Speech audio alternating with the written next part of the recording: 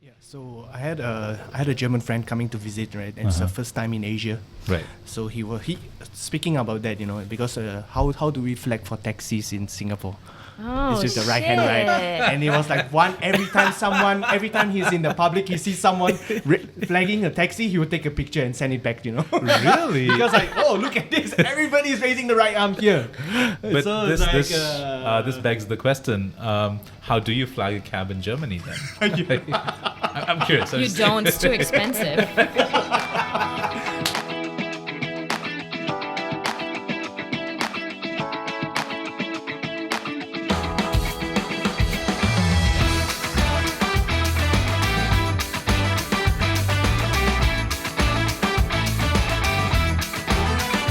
Hello and welcome to yet another awesome episode of Living It Up in Lion City, a podcast about Singapore where friends and I talk about what goes on in this island that we now call home. I know it's been a while. It's been like 3 months. So, I took a break simply because I'm lazy as fuck. Let's just get straight to it. This is a conversation that I've been wanting to have with some friends of mine for quite some time. And long story short, here they are. Hi, Jasmine. Hi, Rindo. Hi, Eugene. Hi, Rindo. Or is it Eugen? Only in Germany. Eugen. Okay, so before we get started, I really need to get that context. Why Eugen?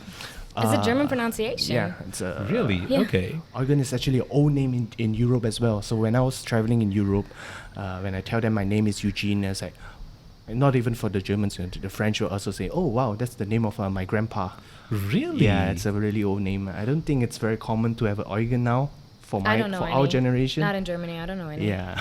Are there people who are named Eugene in Germany and they're pronounced like Eugene? Or? No, there would be Eugens, but I don't know any. It's a really... Okay. Yeah. For Singapore, at every stage of my life, I know somebody else called Eugene. Okay. Yeah. Okay. Primary school, secondary school, in the army, in the poly, in university. It's Okay. always somebody that's called Eugene. So Eugene is not like an old man name yet.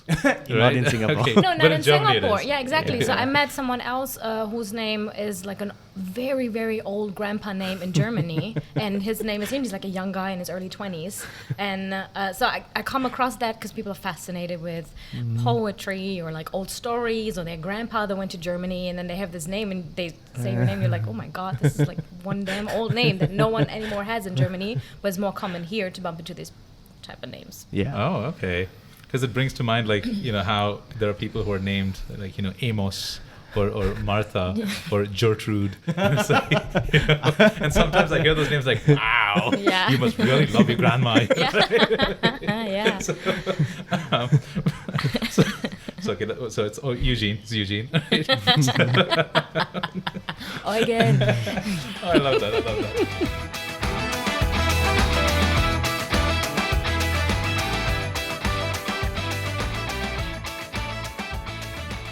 I think I also started to get into couch surfing, right? That's Right. when you start to really interact with people from other Yeah. cultures. Yeah. And it's always very interesting to see their reaction, when you start to speak to them in German. I was like, how come you can, how do you speak this?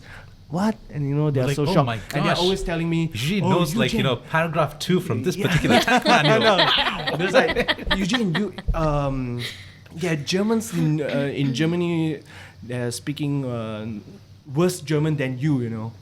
Interesting. Yeah. Okay. Of but course, I it's never know true. that. I can't It's compare, true. right? Because This is fair. yeah, but it's the same like in Singapore with Singlish, right? Yeah.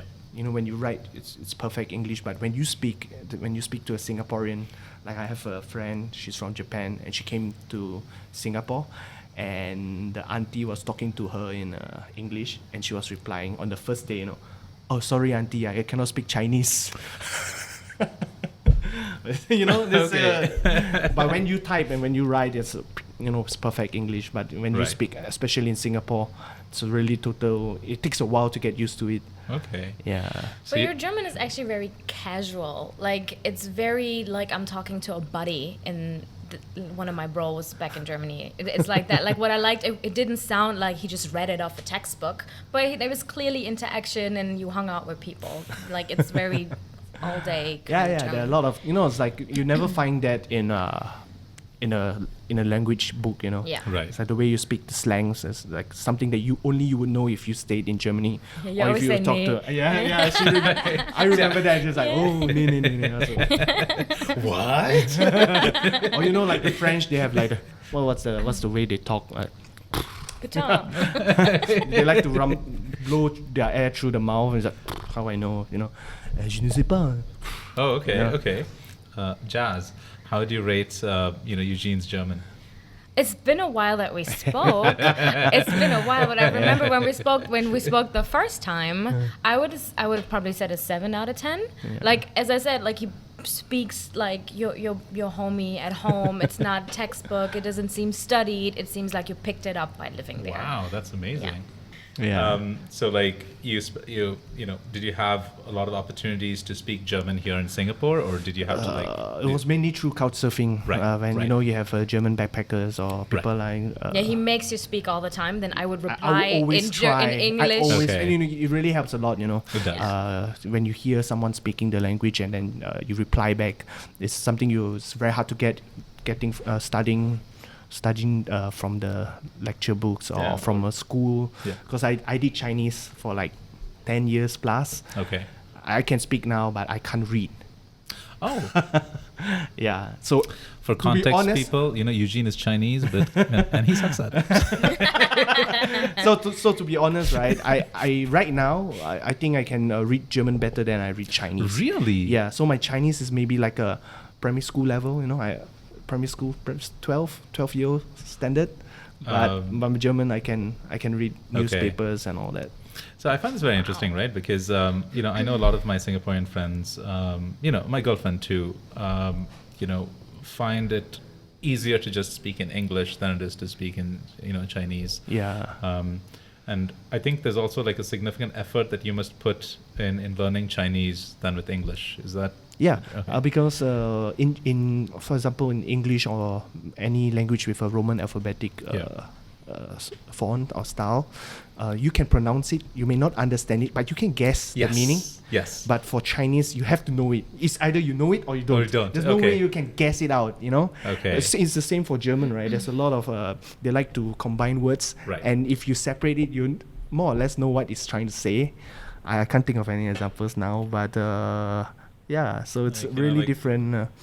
And the things that German is also phonetic, right? Where it's like even if you don't know the word exactly as you said, it's like f, l, u, g, Yes, ha, yes, fun. and Okay, the thing is, it means something. for German you pronounce everything. It's like French, you have to think like, do you have to say this e?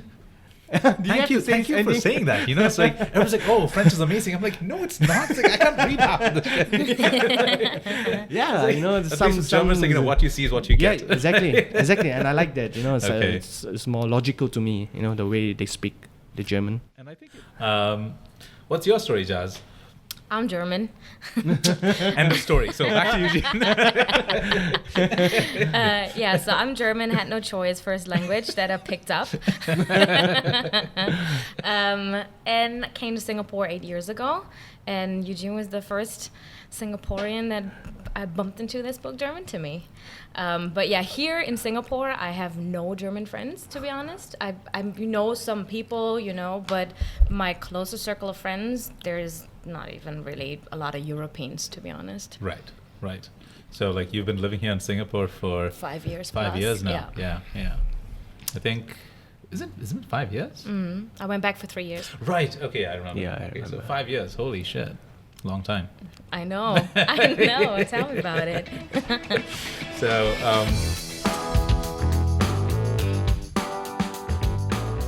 what's it like being a foreigner, right? Mhm. So, you said that you lived in Berlin. In Berlin, in Freiburg. Right, Yeah. right, for a in while. Frankfurt. Yeah, in Frankfurt for a while, right? So, like, Frankfurt. which She came is, from no, Frankfurt, she's yeah. from Darmstadt, which is close Which to is Berlin. close, yeah, so. So I'm just like really curious about a bunch of things, right? So so before we started recording, right, there was that story that I told you about, my colleague, who's never actually met someone who was, a foreigner from this particular country, and like it was just like everything I said, like she would hang on to it. She's like, "What is that? What it's like? Really?" And I was flattered, but at the same time, Mostly flattered. I mean, because the thing is that number one, I was very cognizant of the fact that, of course, I'm the only Indian person that she knows. So somehow there's the burden of me being like the cultural ambassador of my country, right? So anything I say will be taken at face value, right? So if I say something stupid, for example, she will believe it. That's the Arguably, Indians. right? Yeah. So it's like that, right? So I used to be very, very careful. But then over time, I realized that I could get away with anything I wanted. It's like if she asked me a question like, "Oh, in India, do they have flying saucers?" I'm like, "Yeah, we do." So there's all that stuff going on. So I'm always just curious about, what's it like being a foreigner? Simply because a lot of us probably don't know what, that life is like, right? So tell us a little more about your, time in Berlin and Freiburg. Yeah, so I think one of the biggest thing is that in Singapore it's really city. You never had someone telling you, "Oh, I come from the villages," because there's no villages to speak of. Right. But in Germany it's a total different thing. You go to a big cultural city like Berlin or maybe Freiburg as well, but you always hear that, "Oh, I come from like 40 kilometers west, and there's like only 100 or 200 people in this village." And it's really interesting because I had a homestay with a friend of mine. Okay. This was near Regensburg, so it was a village as well. And you know what? They were telling me, "Oh, we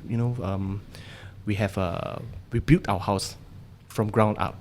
It's like you never hear that in Singapore. That's true. It's always a HDB waiting for you, for Singaporeans. You never build a house, the government does it.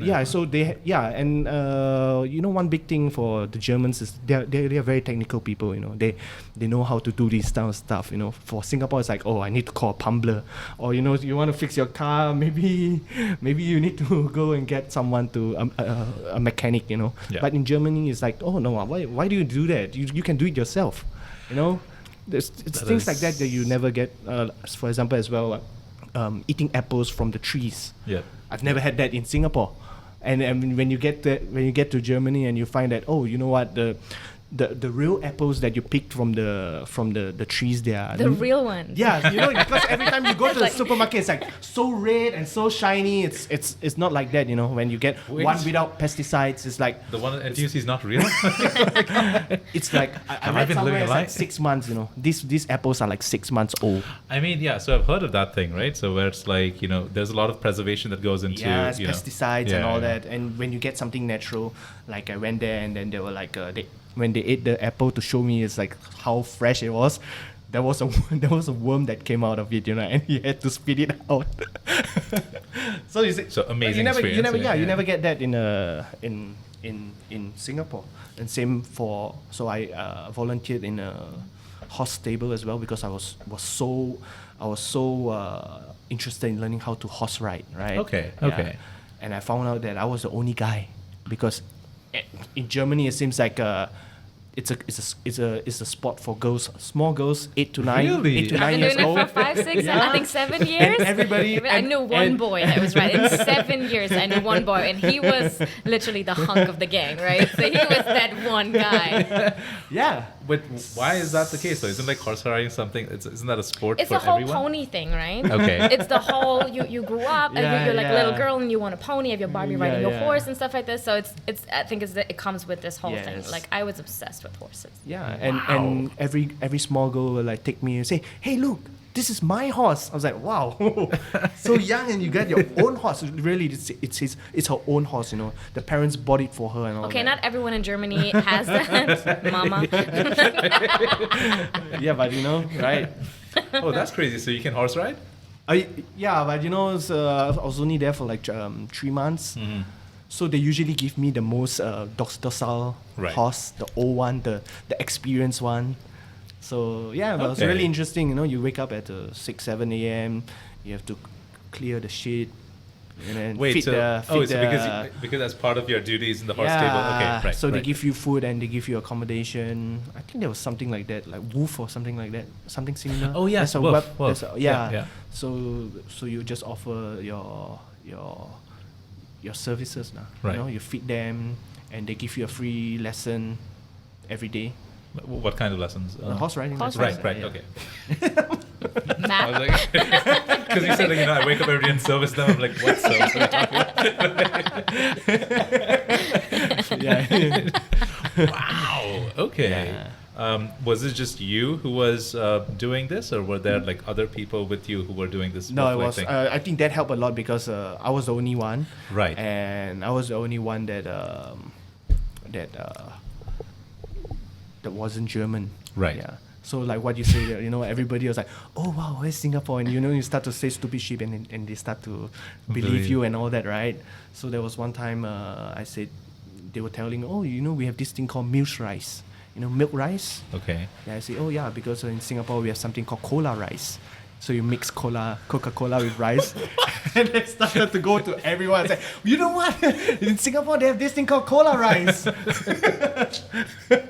So while you're super careful to represent India, right? Eugene is like, what is there to do? Yeah. These people believe me everything. I'm pretty sure there's like Singaporean out there in Germany who are like, fucking Eugene. So I gotta ask Eugene, at that time, did people even know where Singapore was? I know a lot of my Singaporean friends generally have this question asked to them where it's like, they're like, oh, where are you from? It's like, oh, Singapore. It's like, oh, is that in China? Is that like somewhere else? Like, have you gotten that? Or did people know? No, they don't know. So, Okay. for example, when I was in Europe, I went to Poland. Right. And they were telling me when you touch down and then you have to pass your passport, right? And then they are starting to say, you're Asian, but where's your visa? I said, Singaporeans don't need visa. Yeah. Really? Oh. And she started to doubt me and everything, right? And then I was just, go and check. Okay. They let me go in the end because Right. obviously we don't need a visa for Poland. Correct. Yeah. Correct. It's like, I mean, although things are changing, because especially since, Since Crazy Rich Asians, Asians. Like, that changed the game, man. Dude, I'm not gonna lie, man. So my colleagues from the US came down to Singapore, 3 or 4 months ago, and the first thing they did was like, hey, Rindo, I want to show my wife all the places that was shown in the movie Crazy Rich Asians. And I'm like, okay, I know all these places. We'll take you down there. And I'm taking this guy down there. He's taking pictures of all these places for his wife.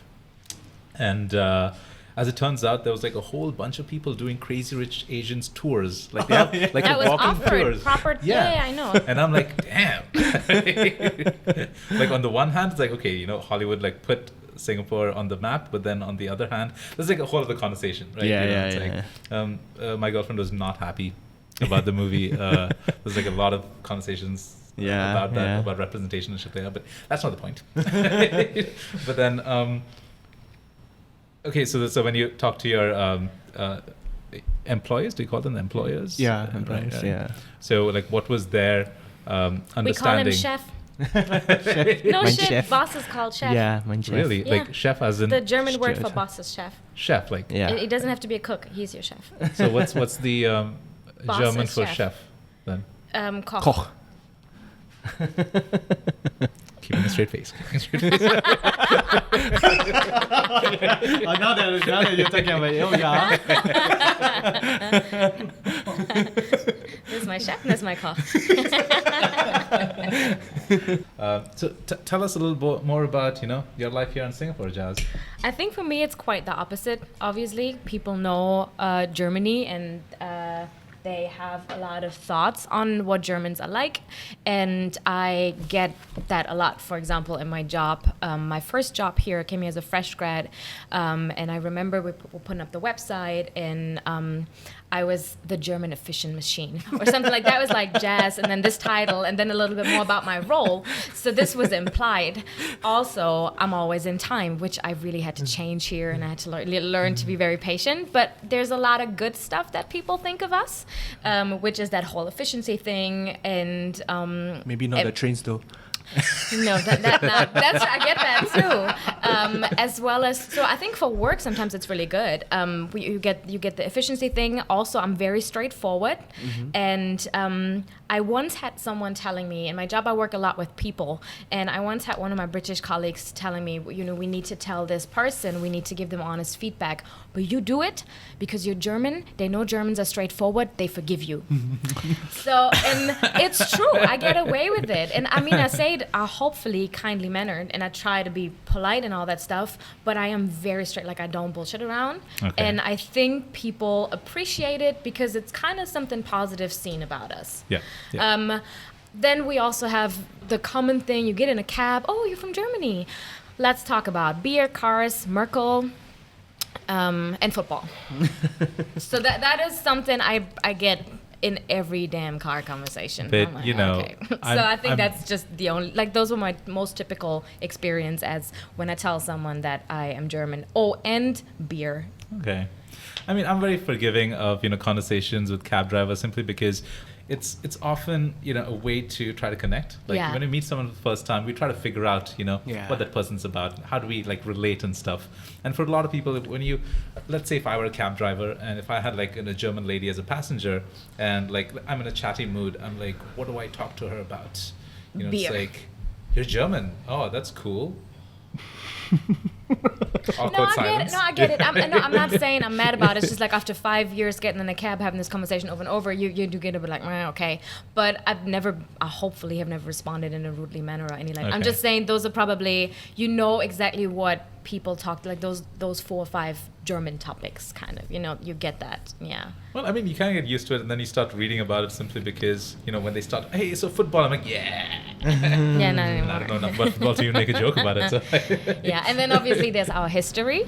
Right. So, ooh, I mean, okay, right. We all know each other, right? So, and we know we're the kind of friends, the more you love someone, the harder you insult them.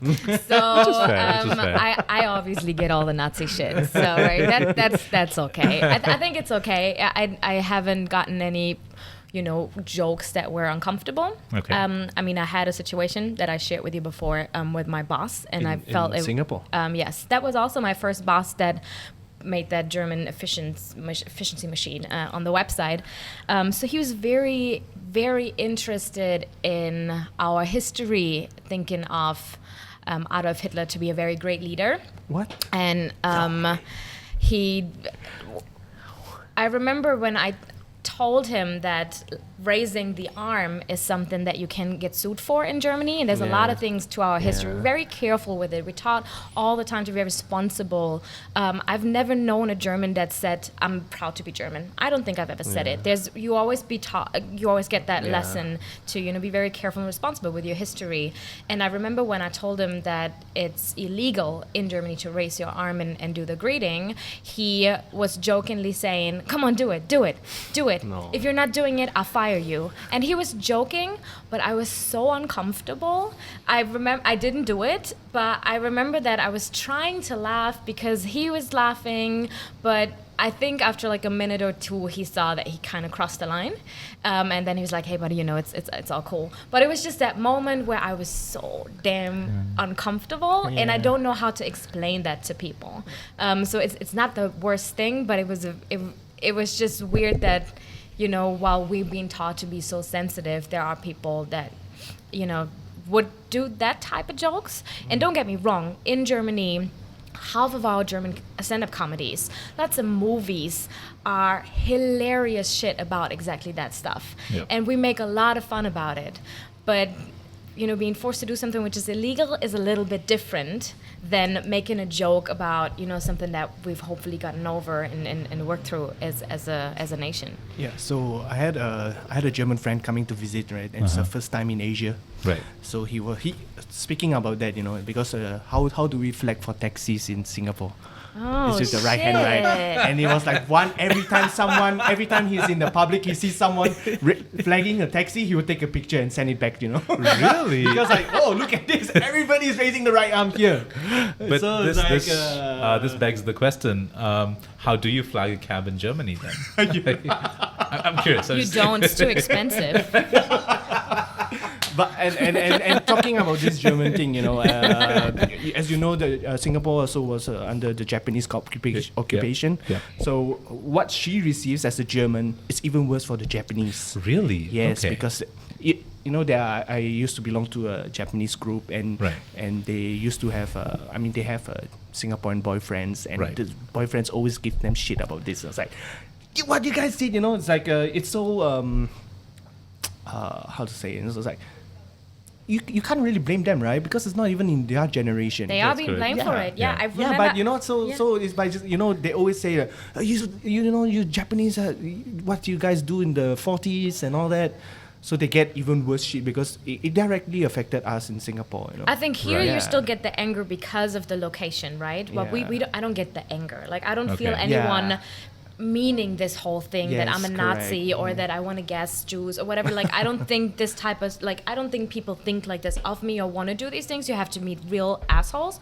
But Yeah. for the Yeah. Japanese here, the whole Yeah. thing is they actually the Yes. neighbors it's been affected as you Yes, said. yes. So they get real anger. I think from the elderly. I had I think a situation in a train where I had this uncle next to me and he asked me where I was from and I told him I'm from Germany, and then we kind of started talking about history and war, and then he went all on about you guys were bad but the Japanese and then like 20 minutes and I'm sitting there all the way from Pongo like, oh shit, that's uncomfortable. Yeah. And So I know too little to defend it. I'm just sitting here like, oh my, it was. I mean, I don't know. yeah. There's so we went to that bicentennial experience last week, Yeah, I where saw they talk that. about history, and it's great exhibition. Please check it out if you can.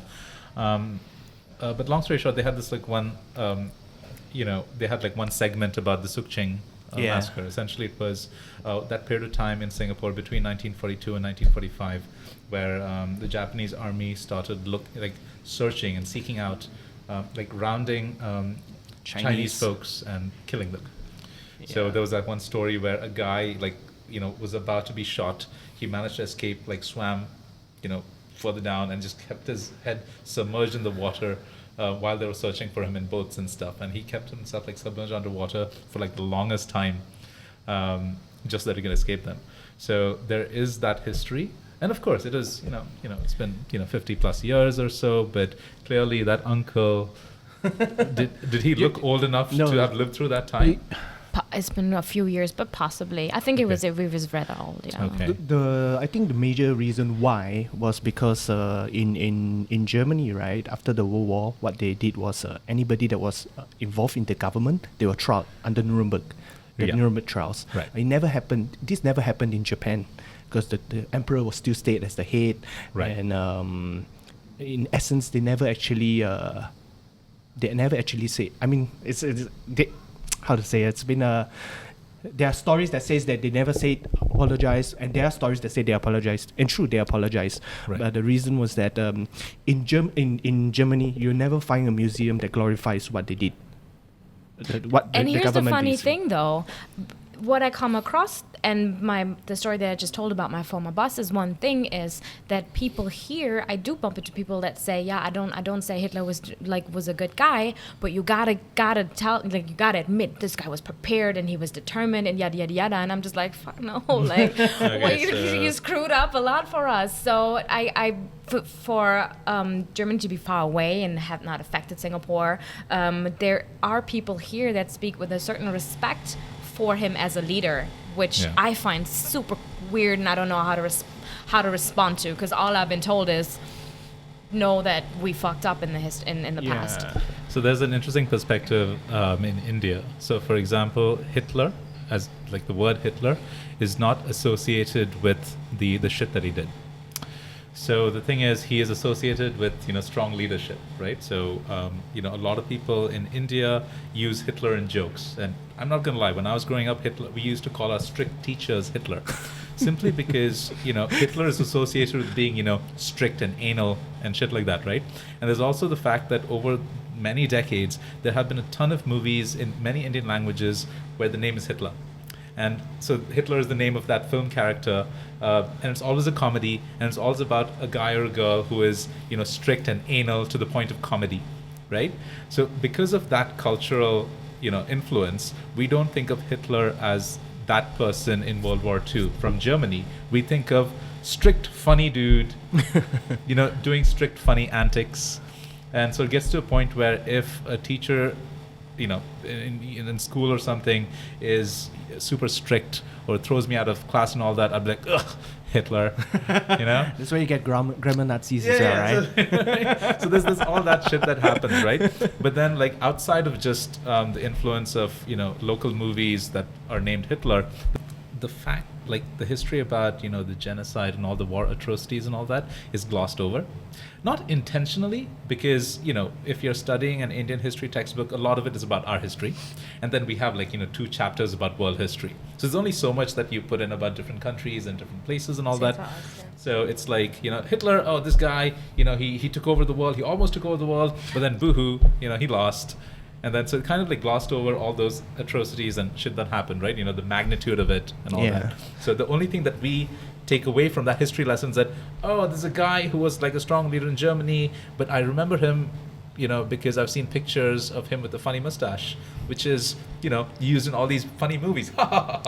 Hitler, funny guys, And so that's the thing, right? So the thing is that I think the long and short of it is that at least where I come from, we did not understand the true import of his actions or like history. And in I think general. overall that's probably a benefit for us. Like, just comparing that to the Japanese thing just now, the distance is a benefit for us to not. I don't get that much of it. I might get a stupid joke once in a while, but no one makes me feel like I offended them, or you know what I mean?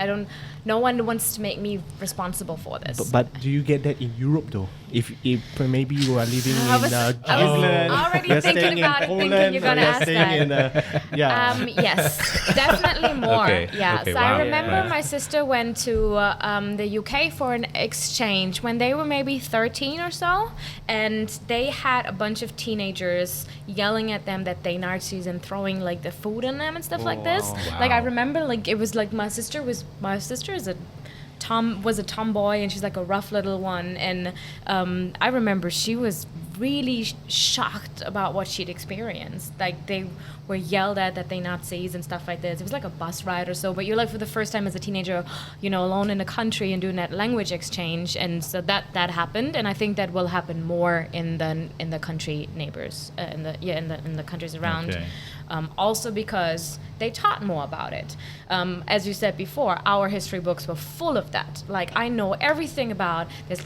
There's this thing called Hitler Youth. And I'm sure you the have women. to visit the concentration camp as one of the. We did that as well, of course. Everything in Berlin is all, and they have so many museums about all that stuff, and so I know all the details around it, how they got everyone involved, how there was a whole education around that to make these 9-year-old boys thinking war is a great thing. Like there's so much around it, and then there was like a half-ass chapter about Stone Age. Yeah, Like, and no then- shit. and And like what's the rest of the world? Like what's the history of the States or in Asia? I have no idea. And they're sitting with having to argue about this Japanese war, and I'm like, So I speak to Japanese people as well, and Right. and they come into here, working here, having no idea that this was usually actually under the Japanese Yeah. during the World War, because they are telling me one of the things they tell me is that because the Japanese history is so long, they dedicate this war to only 2 pages of the history text. So Okay. that's why they're like, oh really? This used to be part of Japan. you still mad?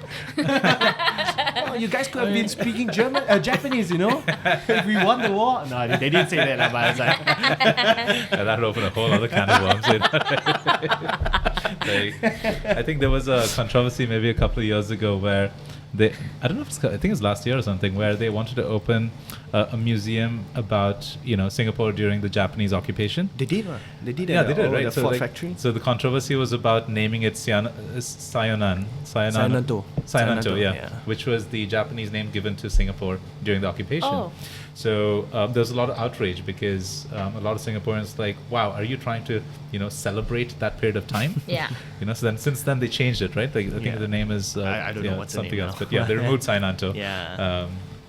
So yeah, I think like the feeling is still there, right? There's Yeah, still like yeah, it's still I wouldn't say there. resentment, but I But think honestly, it's getting lesser now because Right. I know more friends that are married to Japanese, and Yeah. the culture, the anime, and everything. It starts to, Japan is really popular It's among a Singaporeans. huge thing. I mean, It's like, every you- damn restaurant working in Tanjong Pagar, like who can Japanese, only yeah. eat I Japanese? It's a huge you know, thing, right? Japanese like soft culture is huge, And it's like, become- not just in Singapore, like all over the world too. Yeah. And you hear about the efficiency of the Japanese as It well. stands for right? quality, Yeah, absolutely, right? yeah. Yeah, and like I do wedding photography, and Right.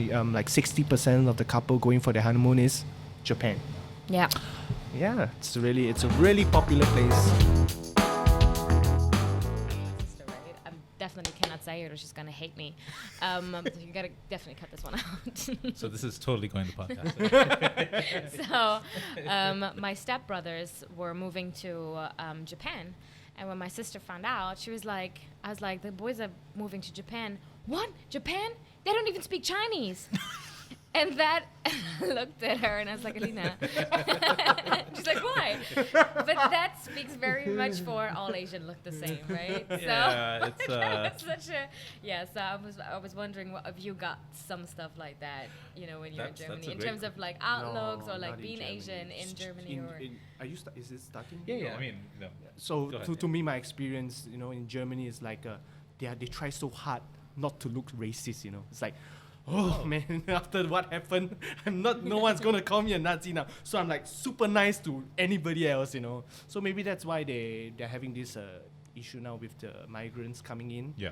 So I have a friend who's he is a real funny guy because he went to one of these migrants' home just to know more about the migrants, like the religion and everything. And the very next day, he went to an anti-migrants protest. But I have to commend him, because he sees both ways, Right, He wants okay. to know from both sides. It's very rare to have someone who does that, Which is It's fair. if it's like confirmation bias, Right. If you're against Trump, everything you want to read is not Fox. That is Yeah. correct. And, Yeah. and likewise the other way, if you are for Trump, everything else is bullshit. So it's it's really good that you have someone who sees both, who wants to see both ways. So like To- he took the time and effort to Yeah, see like the but- different sides of the story. Yeah, and the funny thing is, the wife actually escaped from Georgia during Right. the war, and it's the same thing happening now. But the thing is like, oh no, but it's not the same. Why is it not the same? It's just a different Russia and Georgia, and now it's what, I don't know, Brown people. yeah, and Muslims, Yeah. yeah, right, and ISIS and all that. Yeah. So yeah. So having said that, talking about facing racist attacks, the only time I found it happened to me was in England. Oh. Yeah, Okay. it was the English people, and that was when I realized that the Chinese race is actually lower than the Indians because it was an Indian that stopped the fight. Wow. Yeah. You're welcome. I'm sorry. Yeah. So I'm sure there are. I'm not the only story. I have friends Right. who studied in the UK as well, and they do have the racist attacks on them. Like not really like fight, but like what you're saying about just shouting, "Oh, you Chinese, go back to China" and all that. Really? Okay. Yeah. Wow. I mean, is this racist attack? He was drunk though. Okay, He was drunk, right. but it was 2 p.m. So I don't know. The Brits. Yeah. I'm not. Here we are. Yeah, but I do that too, so- never in Germany. I never felt that way. I think they are pretty accepting of Interesting. maybe You're of the welcome. Chinese. Yeah, maybe of the Chinese. And you do get a lot of Chinese people studying now in Germany. Right. So when I was there, I used to hang out with a lot of people from Taiwan and Right. China. Yeah. Okay. So I mean, because of education, I think that's like one of the greatest opportunities from people around the world to like go to different places and just. I think that adds to a lot of diversity. For example, the Indian student community is pretty big, and so there's like a lot of Indian students in different parts of the world, and I think it's a great thing. And I think if I remember correctly, there was an article that I was reading that apparently. For like revenue from foreign students is actually a big part of the British GDP. So I'm like, But isn't it everywhere Well, now? It's yeah, like in so the it's like- US as well, in right, Australia. It's like, this education thing is getting too much, I think. that's there. No, but and I like it in Germany because you don't just, it's not a lot of things fees to pay, right, for German. That's true. Yeah. I think for a time it was even free, or maybe it was like 5,000 euros or something like that. Okay. Yeah. Okay. And the fact that I knew this was because someone was telling me in Germany is like they had some philosopher in Germany that was saying if you want to learn something, if you want to study, money shouldn't be a factor for you. It will never be that because you don't have any money that you can't study. But it's not the same for US or even in Singapore, right? Yeah. If you don't have money to go to the universities, you can take scholarships and all, but The chances can be lower. That's true. Yeah. That's true. But I think it's not just that we do have a lot of people studying in Germany, but it's very common that you would see someone on the street that looks Chinese but speaks perfect German and is clearly raised in Germany and born and raised with Turkish people, with African people, with all types of people. So I remember I had a friend from Canada visiting me, and we went to this Mongolian place, and we had like all types of Asian races that were the waiters, and he would come to us and speak in German, perfect fluent German, and ask us, and he was sitting there and he nearly burst out laughing. He's like, I can't believe it. They barely speak proper English, and now here he is speaking German. I was like, I was like, calm down. You're being really racist right now. But for me, it's so normal that I see all types of races every day that are being born and raised in Germany. Like, I have a good friend of mine who's Sri Lankan, and she considers herself German because she's born in German in Germany, and she speaks German. And you have all these things that we're just very used to. I would imagine that people might even walk up to you and start speaking German to you just because they're used to seeing all types of races being German people, actually.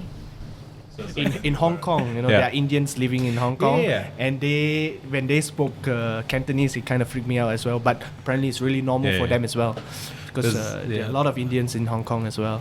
Yeah, as it turns out, so there's like a comedian that I follow, Vivek Mahbubani, and he's from Hong Kong, but of course of like an Indian ethnicity, and a lot of his jokes are like in Cantonese, and so when I first heard this, there's always that comedian who like pretends he can speak a language and then just make something up because they know that nobody else in the audience can understand what he's saying. Like Russell Peters. Yeah. And so I was. There was. Do you remember Tian? Oh yeah. But that was so so- long. Yeah, a long time ago, right? So we used to go to comedy nights together. So she speaks Cantonese. Okay. Right. So one time, this guy was there, and so I asked Tian, like, is it legit?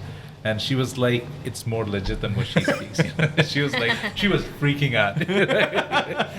But to be fair, like she is, although her parents are from Hong Kong, but she grew up in Canada. So the thing is that like her presumption of, let's say, Indian Canadians or people of Indian ethnicity is not generally associated with Cantonese as such. But I'm guessing someone from Hong Kong who sees an Indian person speaking Cantonese would be like, oh yeah, sure, Yeah. of course.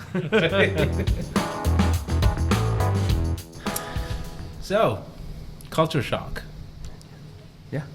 How about you? Oh, you want me to start? Yeah, because- Culture yeah. shock. Singlish. Singlish is like I think a Totally new, different kind of language. yeah, because it's very chop. It's very efficient and fast. And German is very polite and long. So, you're going to a bakery and say, hi, good morning, I would like to have this and this and that. And here you It's like, basically... you want or not? Yeah, can I cannot. And that's it. And I go to the mixed rice and I'm like, excuse me, can I have a little less rice? And they look at me like, the fuck's wrong with her? And they just yell at me like, and I'm like, a little less rice, until I was told, just go in there and say half rice. And the world opened to me, like, no shit. So I think that was one thing that I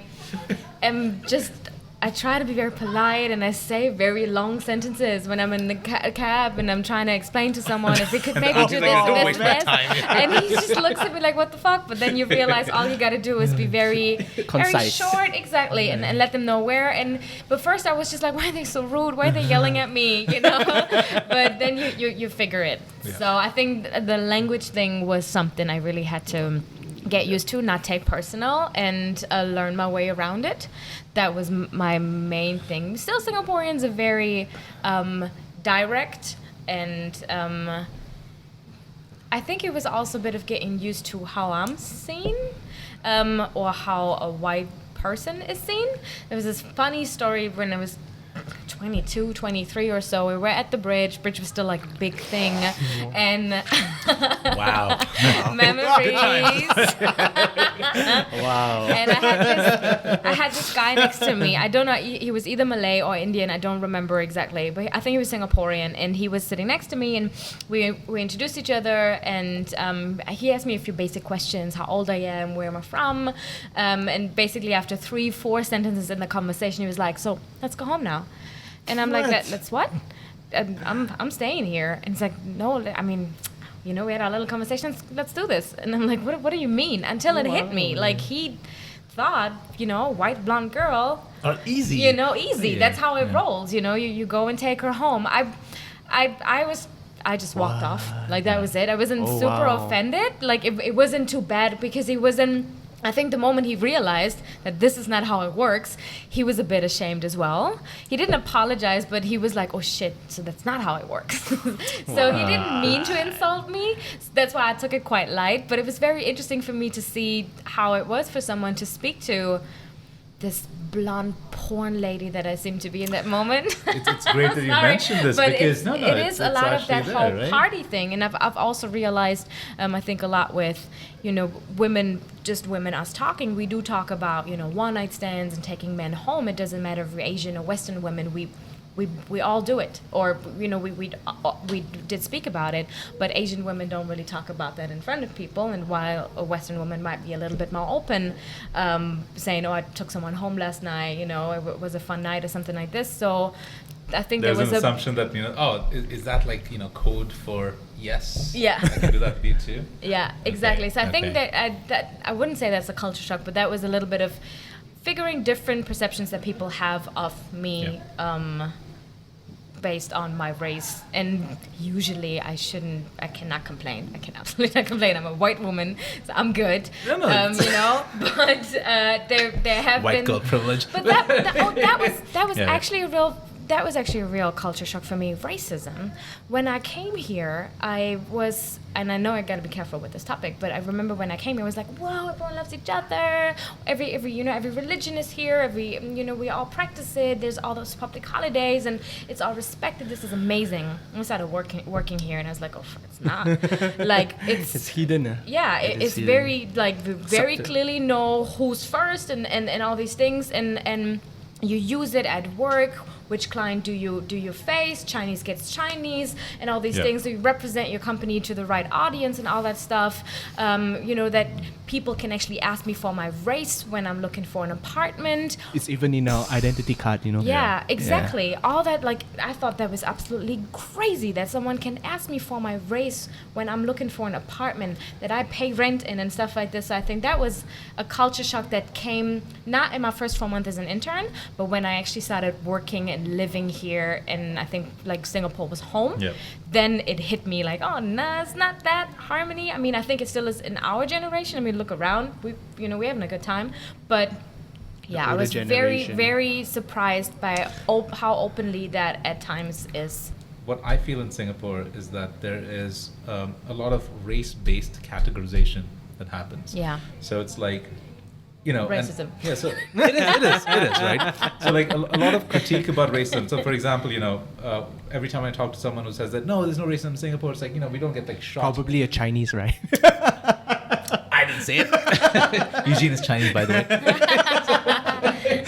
But, like, so a lot of conversations, you know, about racism is, you know, generally ends up with someone saying that, but hey, you know, at least you're not being like shot, or you're not being harassed in the street. There's no like physical violence that, you know, comes with the color of your skin. But at the same time, there's like, at least in my opinion, I feel there's a lot of, you know, profiling essentially. And the thing is that profiling in a lot of ways is normalized, and once again it's a gray area, and it's really hard to say if that is right or wrong. But in my opinion, if profiling gets to a point where it affects the quality of life, then it becomes an issue, right? To take the example of Jasmine was saying, right, Like, it's one thing to assume that this particular person is from Germany, so she must be efficient, she must be like on time, she must be like yada yada yada. But then if this person, so let's say I was your boss, right? Okay, so Jasmine is from Germany, she's efficient, she's awesome, but she comes from a country where Hitler was born. So I'm not going to send her to my Jewish client. Yeah. So it's like profiling in your mind is one thing, but that action is just so retarded. Yeah. And that's the kind of profiling that really bothers me. Yeah. So it's like, so he's actually denying you the opportunity to meet what is potentially a great client that could really help you in a career, but in his mind, it's like, no, Germans and Jews can't go together because of... She's gonna kill them. Oh. I do not know how much I should censor from this. Oh, wow. And so that's the thing. It's just I do like, not kill Jews. And people Thank in you for general. making that obvious.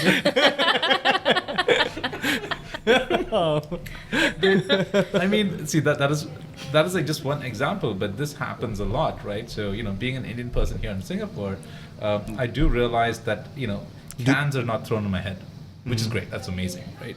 So I can live my life with, dignity and self-respect, and that's awesome. And there is some profiling simply because there are some, stereotypes that are codified into race. For example, Technology in Indian. Sorry? Technology, like I had the situation where I met someone, an Indian guy at a party. Yeah.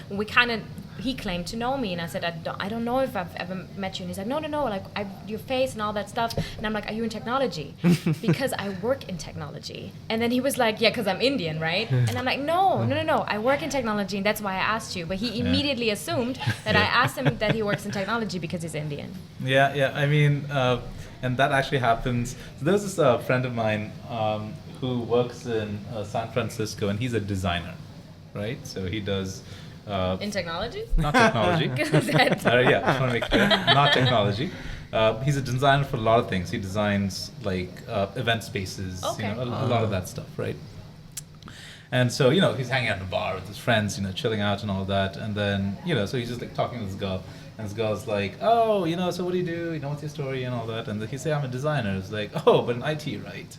And the thing was that the conversation was not of the hostile kind, right? So in his mind, he's like, damn, it's not a hostile interaction. She's clearly stereotyping, but it's not a hostile interaction. Plus, she's hot. So, let's play it cool. You know what I mean?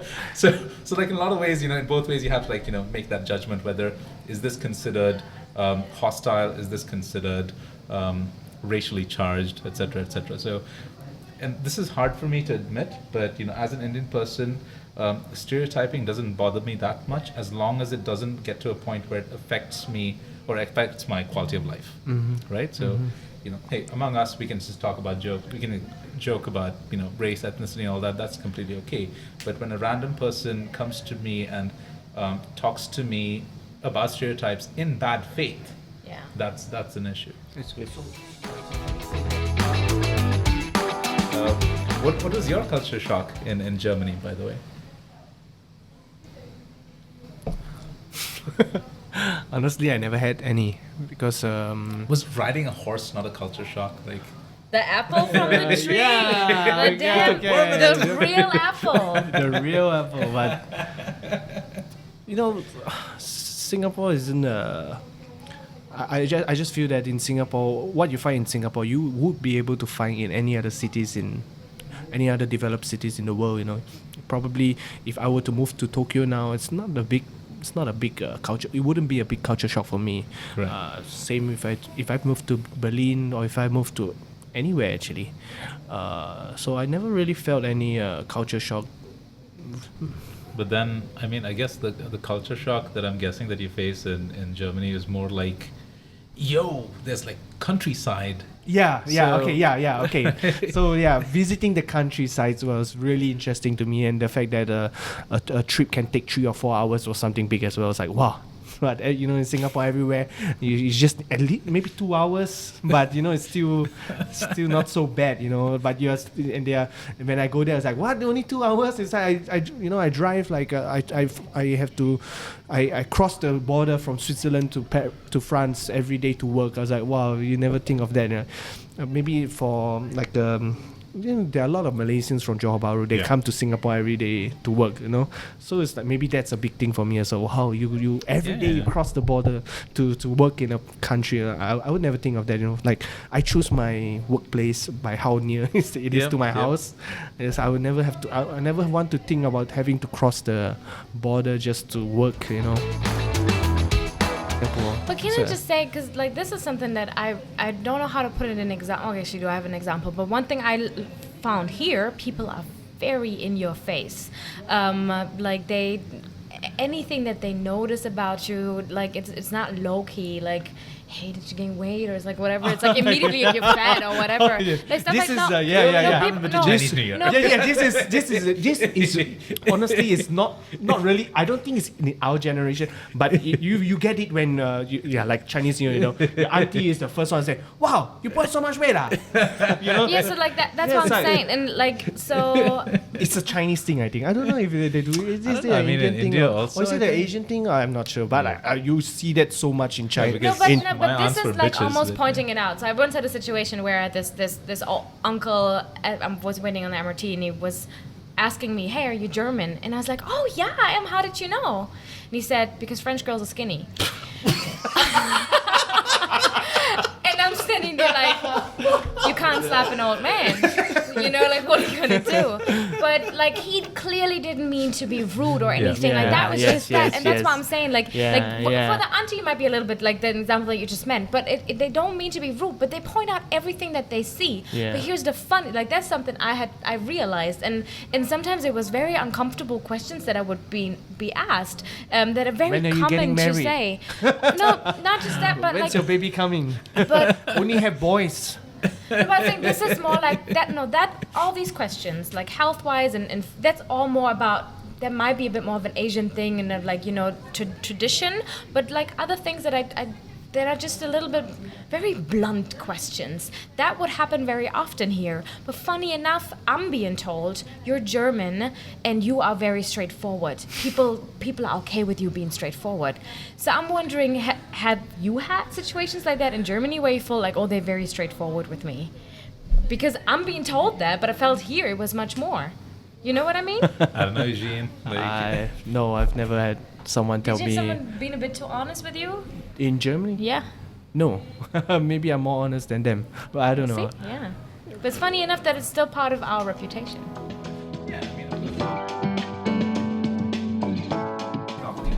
Reputation is obviously a huge thing here, And I right? think So I think that comes a lot with losing your face and what do you say, what do they say about us and stuff like this, which is just there's less family pressure and all that coming from my mom. But then does that affect you? Like reputation? Because for us, like living, let's say if I were in India, for example, reputation would matter a lot for me. Not because of me, but because of, what my parents would have to, the questions that they would have to like deal with and all that.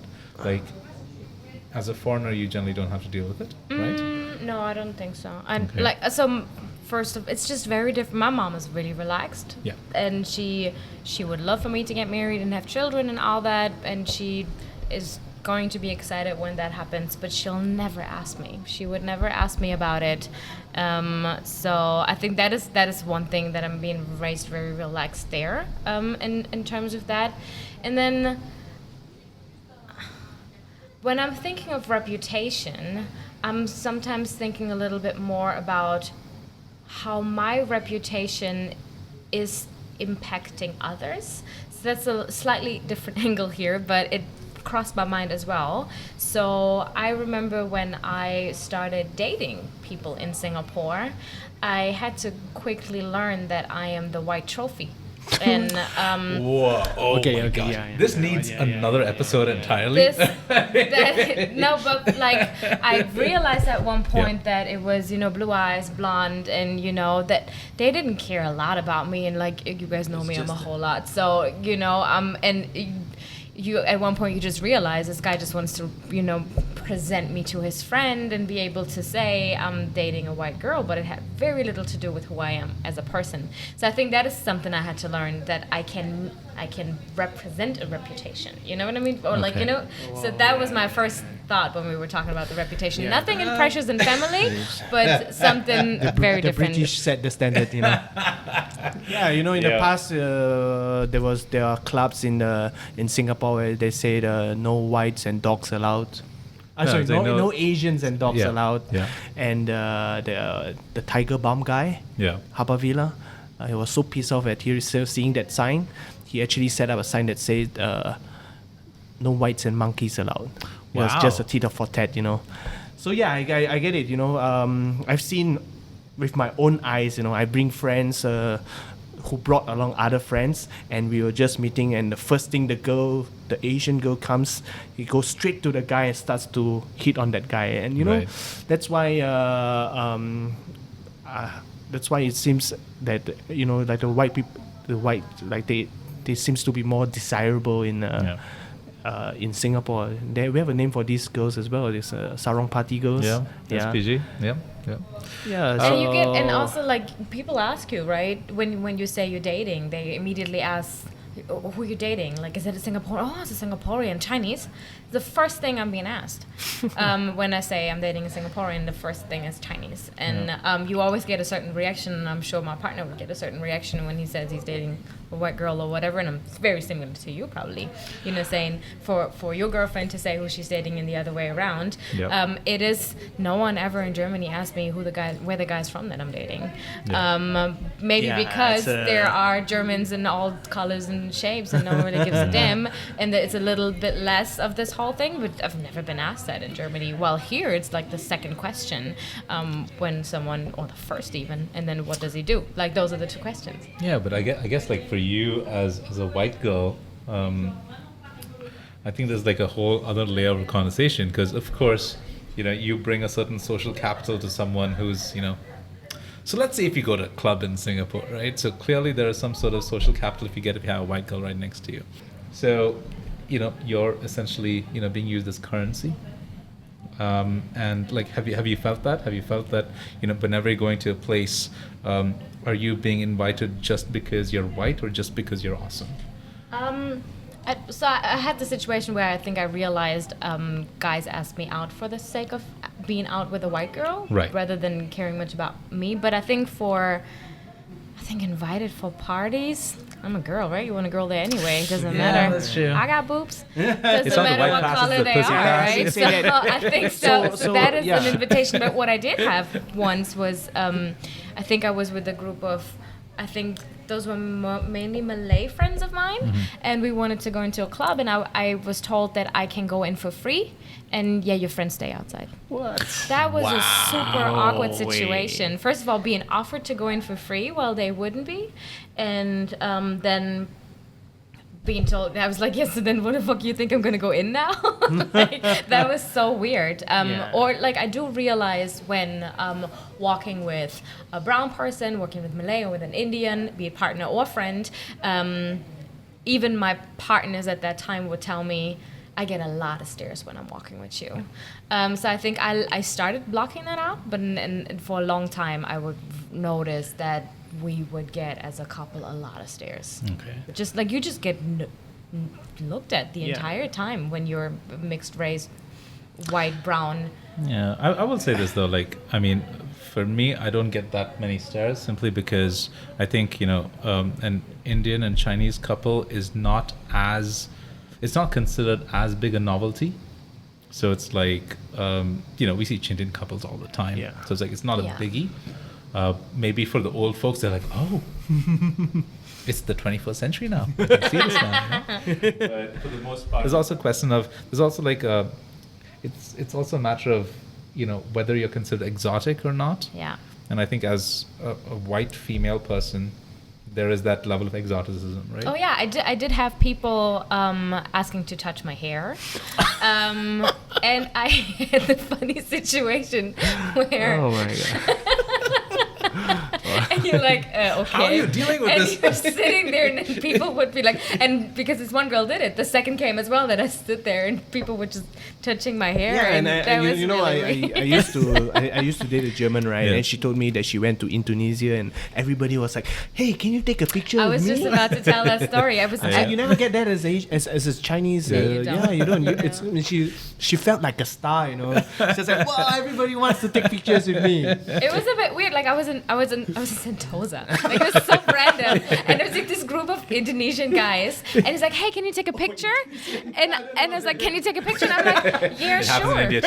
Yeah. Oh yeah, that happened a lot. But I was in Sentosa having like a random day, and so this group of Indonesian guys is like, "Hey, can you take a picture?" And I'm like, "Yeah, sure." Thinking I'm supposed to take a picture for them. All of a sudden they gather around me, and so I'm like, "Wait a minute, I'm in the picture?" And they were like, "So where do you live?" And I say, "Singapore." Disappointed faces. Like, Oh, I'm like, "But I'm from Germany." So like quickly save the whole thing again because when I lived in Singapore was really disappointing for them. Like, what the shit, fuck? you're not Get out of exotic the enough. picture. But having said that, when I visited Turkey and was with my wife, the Turkish children are like so into Asian. Oh. Yeah, so it's like they were so cute, you know. It's like we would just be sitting, and then you see some of them just pretending to sit beside us and slowly start to, "Where are you from?" And they say, "Oh, can you take a picture?" Yeah, so Asians do get that, Yep. but maybe in Turkey only. I don't know about the other Middle They East get countries. I mean, I don't know, but it happens to all of the country and all that. But like when my girlfriend and I went to India, like she was treated like a star. So we would go down, like we were in Jaipur, I think, and then like a bunch of people came down and was like, "Oh, you look like a movie star. You look like this particular movie star." And she was these bunch of people are saying this to her, but I'm like, in my mind, I know this movie star, and she looks nothing like her. I know, right? Yeah. What are you talking about? But I don't want to kill the moment. So I'm like, okay. But I get that too. Like, "Oh my god, you look exactly like." No, I don't. Not at all. But white people. So yeah, that's true.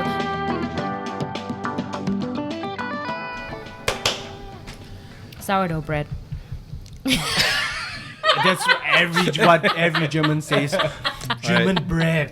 Sorry, did you Guys want to don't ask have something? bread. So before, But honestly, it's really good. so what do you miss about? Yeah, I'm not gonna ask you anymore. So what do you miss about Singapore? Sorry. No. So what do you miss about Germany? I think what Eugene said, what he liked about it, the landscape and a little bit more peace and a little bit more space.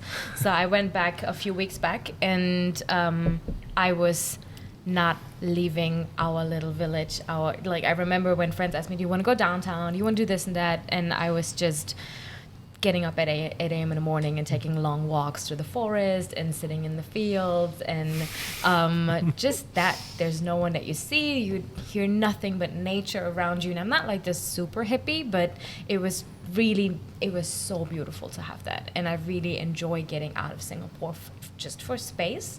So I think that's one thing. I do not do pork and beer, so I don't really bother about that. But food-wise, sourdough bread, I live off sourdough bread. I remember when I was back home last year and my mom was like, "Do you want to go shopping?" And I said, "Yeah, sure, let's go shopping." She came back with 2 pairs of new shoes, and I came back with a loaf of sourdough bread. And I was the happiest kid. So bread, I miss bread. Do you not get sourdough bread here in Singapore? I do, but it's okay. It's not Even from the exactly. German restaurants. No, still I think it might be different flour, whatever it is, but it's not exactly the same. Yeah. But if I would also eat it in a day, and that does not happen. Like I'm having breakfast 3 times a day, basically. Okay, maybe that, but like I only eat breakfast in Germany when I'm back home. Yeah. And mom's like, "Damn it, what has Singapore done to you?" Yeah. But then I think most of all is. But then I do miss a lot of things about Singapore as well when I'm in Germany, and most of it is food, to be honest. So and the incredible convenience and the safe little bubble that we live in. So that there's a lot of in terms of convenience that I miss the other way around. Those 3 years that I was back home, I was that freaking bugger that would go every day. Yeah, but in Singapore this was better. In Singapore this was better. And all your friends like, "Ugh." To a point where I remember my boss sometimes would stop me and be like, "Jess, don't say it." You mean in Singapore it was better? I feel like maybe. In Germany, so I was staying in this. I was working in the stable, right? They are so shocked that I eat noodles for breakfast. Like, what? You guys eat hot? Because in Germany it's like cold, hot, cold. You know, it's like the breakfast is bread and maybe marmalade and chocolate or something like Nutella, something like that, or sausage. And sometimes it's the same for dinner as well. It's the same thing. Okay. You only We like eat our bread. warm. We got good bread, guys. You only Yeah, eat but it's like I can never get cold breakfast because like if you're having breakfast, it has to be warm, it so has to be they're hot, so- it has to get you through the they're day. so And it's like cold breakfast. Come on, I had to get used to it. I had to get used. Yeah. I think it took me a month or so until I was ready to, have my Have piping noodles hot for noodles, breakfast. yeah, Yeah. yeah. It took me a month or so. And before it was just I couldn't get an appetite for that. Yeah, Which is fair. And honestly, the bread in Germany is much better. You know, I have this Amen. pumpernickel. Pumpernickel. Oh, it's Really? my You favorite. said this is the good one? Wow. Wait, what is pumpernickel? I would. It's the healthy shit. Like I'm on diet. I have to do this now. oh my god, I love that bread. Oh my god. But you can get it here, like I think cold storage or so. They do have. They do? Yeah.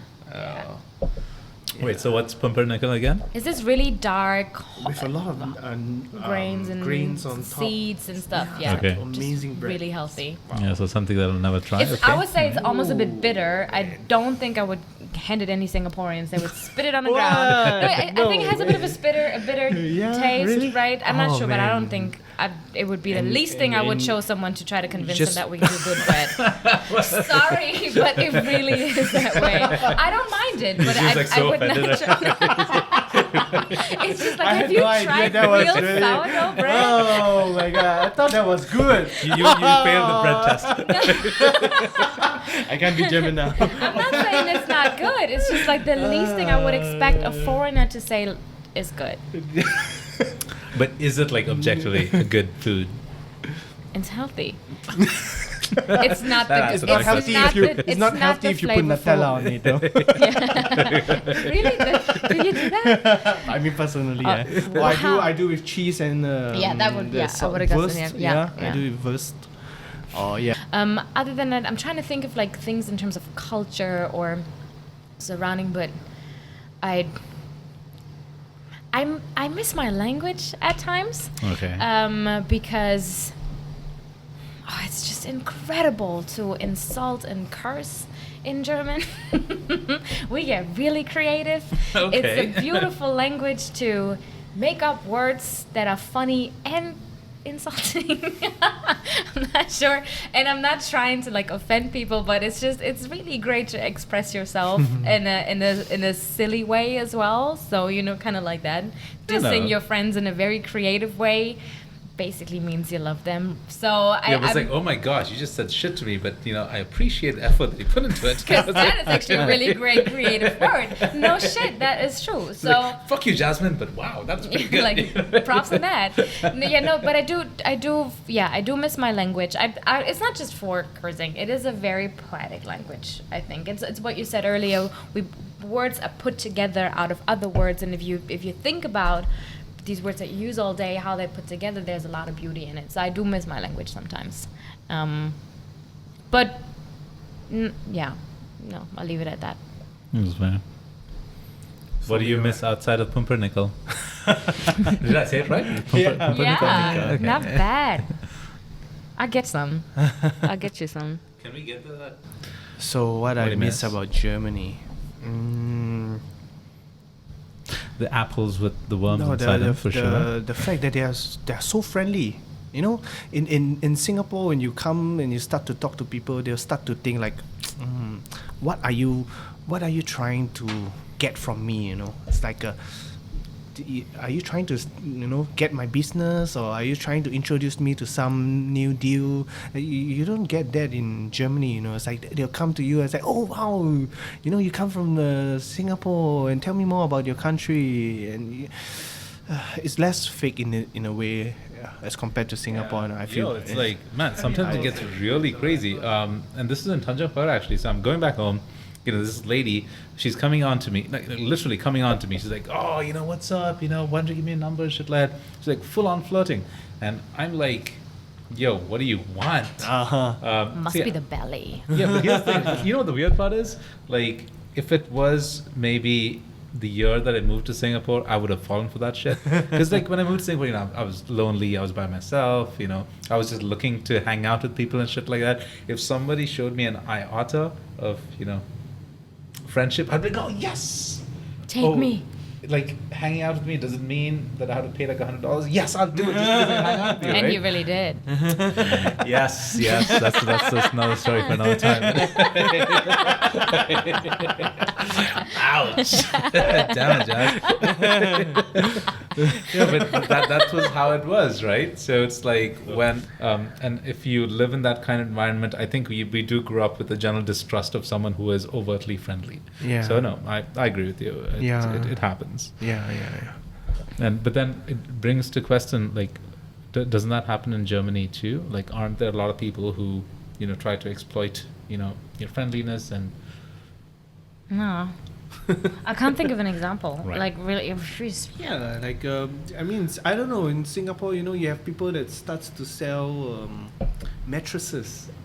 I don't know if you get that. It's like, hey, it's a long time I haven't seen you, and then when you meet up, you realize, oh my god, you're trying to sell me a mattress. Oh, yeah, I think... Mattresses? Yeah. Interesting. Or a new kind of water purifying machine. Yeah, You thought you thought it's really because you haven't seen each other for a long time, but no, it's like why would you do that? I think for us it's a bit more because it's down to the language. German is very formal, which is why I love my job here, because I can actually get on the phone and be like, hey, my name is Jazz, this is why I'm calling you, how are you doing, how's your day going, and then you go into the conversation. While in Germany, if I were to call someone new, and I would start the conversation with how you doing, it's like, yeah, sorry, what do you want? Interesting. Okay. I think, and that's because it's also very formal, because I'm not introducing myself as Jazz, it's Mrs. my last name, and it takes a dinner or two or lunch or two business-wise before you actually say do, because we have the formal version to say to speak to someone, and then the one where you exactly. Yeah. So I think that language barrier keeps it very strictly between, is it business or are we buddies? But English, you can right away approach someone as a buddy, even though it's business. So then it's in disguise. But in German, you immediately know when someone reaches out to you for business reasons or they want something, because it's going to be the formal way. You know what I mean? Yeah, Interesting. So But I think this is why you don't get, like, you immediately know someone, reaches out to me for yeah, but then aren't there something he situations where, like, if I wanted to take advantage of our friendship and use this as an opportunity to sell you a mattress? It's true. I've never gotten it. Really, it's true. If someone were to do that, a friend my of mine, God. I would immediately reply with, get the fuck out of here. Okay. And like, I think but then I'm not sure how close you are to your friend, but I think we would very straightforward say, hey, we can hang as friends, but don't try to sell me anything today, okay? Yeah. I think very straightforward. I deliver to you, right? When I see people approaching me, like around the MRT and stuff, I always, I don't know how, and probably it's not successful, but I always try to look really touristy. Start to bring on a busy Singapore cab. That's white privilege. This is white privilege right there. And I'm like in business clothes, right? But I look around like, where am I? Let me take out this bag.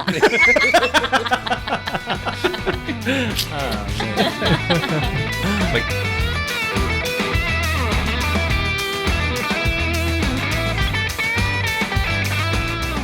for Germans, for Europeans to come into Singapore or to come into Malaysia, they probably get a 30-day visa.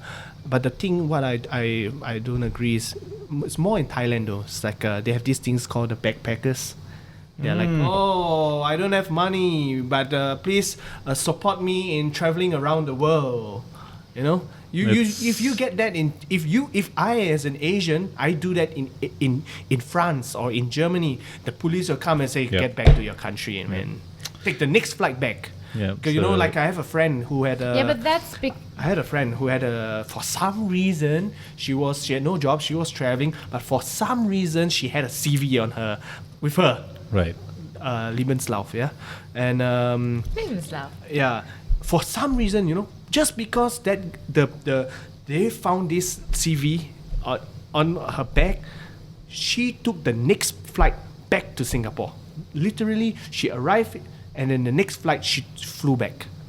Okay. Yeah, but you do get that in Europe, because I come back to Singapore. I go through that the fast. Yeah.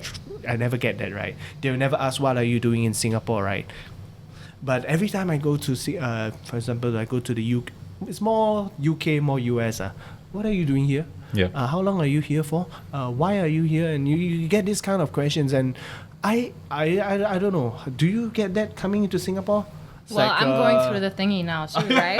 But I mean, as a tourist, yeah, so do they like you get that if you are from you are from Thailand, because they're afraid that you're going to work in. That's those, what I was about to say. I get the white privilege, so I'm being asked to. Yep. You were hosting me when I came here as a fresh grad looking for my first job, and I remember when I came in, all I knew is I got 90 days on my pass to find my job here, and so I had the white card, where we're putting in how long I'm staying and the address and stuff like this.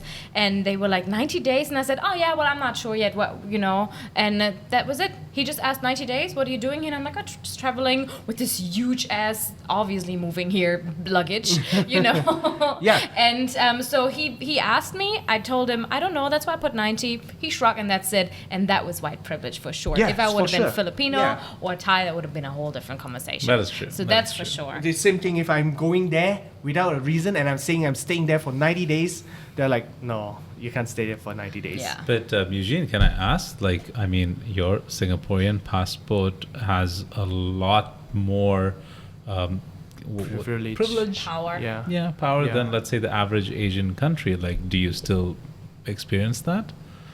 I mean, Yes. outside of Yes. that Polish incident. So okay. for example, it's not Germany though. I went to UK for work, Okay. and I was so pissed, because the guy was like, "Oh, so you do?" I used to be an aerospace engineer, Right. so he asked, so you're an aerospace engineer, so he started to ask me really technical questions, assuming me that I was trying to Bullshit Wait, him. this bullshit my fucking way. guy from immigration Yes. was like, "Oh, tell me more about trust." Yeah, exactly. So I was like, I Wow. was so pissed, I was like, hey, I do the 737s and the A320s. Do you know? I started to ask. I knew it wasn't a good way to talk, but I was so pissed. Like, what? Why would I want to come to your country? You don't have to. Yeah, Right. Exactly. Can I ask something else that is a bit off topic, but in a similar, the whole country thing? So I'm not sure if that is just a Singaporean thing, because I don't know any other people in any other countries that have taken on a different citizenship, but I do know a friend here. She's from Russia, but she was born here, and then she was in PR, and then she became a citizen. And she shared with me that story and how she does that interview where she becomes a citizen, and then they take her Russian passport and in front of her cut it into half. And she was like, "This is so freaking dramatic," and I almost felt like people look at how I'm reacting watching my Russian passport being cut in front of me. So that just so I was there is for us Germans to really not have any patriotism, because we're Nazis, so we have to be careful. So Fucking Nazis. but we don't say we're proud, right? But and then here obviously you see that National Day is coming up and stuff like this. But I think there's a lot of pride in you being a Singaporean and now get rid of your Russian citizenship. I've never so heard I'm of just that. wondering if that How did your friend react to that? she just said it felt like my reaction was watched. So you just sit there and so she just commented on it and she was like, you just take it and you walk out of there and you celebrate that because she was born, and I think she's here since she's 2 years old. But it was just this whole thing where I'm like, I feel like people are checking okay, you ready? You're now Singaporean, no more Russian, let it go. It's you cleaned off your, I don't know, I'm overdoing this now, but she just said, I felt like they want to see how you react. Are you Singaporean now, I mean, she considers herself Singaporean. She lives here. She went to local schools. She is full on Singlish as soon as she speaks to her maid or other people or whatever. So she is Singaporean. I don't think it broke her heart in any way. And she grew up here. This is her home. There's she wanted to be a citizen because she feels she's a citizen. So I think for her it wasn't so much of a deal. It's something else for if I would become a citizen, because I grew up, I was born and raised German, right? So I think it's a different thing. But I think it's the act that bothers me. I know, I get it.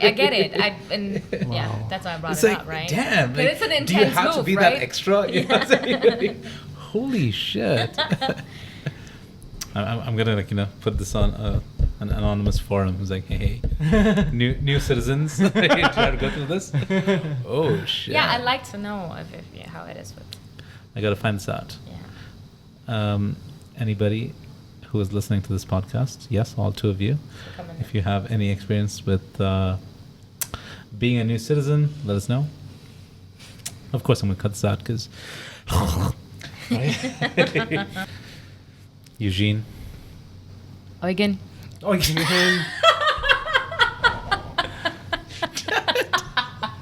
Ja.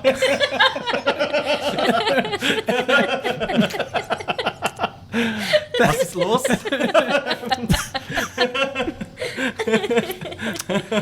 Thank you so much for being part of this. Thank you for being part of this. Jazz, once Thank again, you. thank you for being part of this conversation. Hopefully, you guys liked what you heard. We're on iTunes, Spotify, Stitcher, and every other podcast platform of your choice. Let us know what you think about this episode and the podcast in general. I know that I haven't been as regular as I would like, but going forward, this will be a lot more frequent. So, check us out.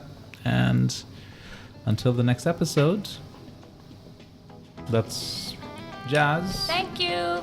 That's Eugene. Thank you. And this is Rindo, and we're living it up in Lion City.